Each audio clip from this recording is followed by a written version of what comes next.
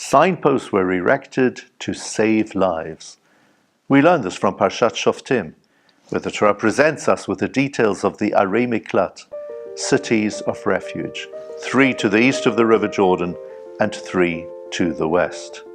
The Torah tells us, Tachin lecha haderech, prepare the way for yourselves, which means, according to Rashi, put up signposts at every intersection, showing the way to the city of refuge. In the event that somebody was guilty of manslaughter, and there was a danger that members of the family of the person who had died would wish to carry out acts of revenge, then the perpetrator could run to a city of refuge. Now, what I find fascinating is that there is no instruction anywhere in our tradition that signposts were to be put up to Jerusalem. After all, just about everyone went to Jerusalem at least once, probably many times in their lives, for the pilgrim festivals, to offer various sacrifices. Everybody needed to know how to get to Jerusalem, but there were no signposts.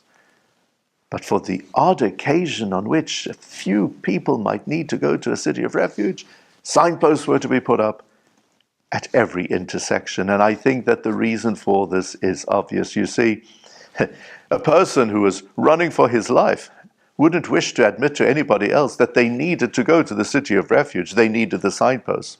When it came to Yerushalayim, however, according to our tradition, it would be important for people to share the news, to ask for directions, to engage in conversation. So the people would say, "Oh, why do you need to go to Jerusalem?" And they would have a chat and he would explain, "I'm going for a pilgrim festival," or perhaps something incredible has happened in my life and I'm going to offer a sacrifice of thanksgiving, and so on.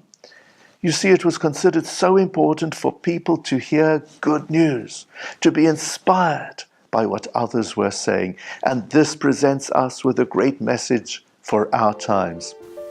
Unfortunately, that which is newsworthy is usually the exception to the rule, and that means that we often hear all about the negative features within our society. It is so important for people to hear about the positive side. And in the spirit of what happened in ancient times with regard to Jerusalem, we should be spreading good messages. We should be sharing details of the incredible aspects of life. Parents should be raising their children with stories, with anecdotes, with teachings about everything that is great and glorious.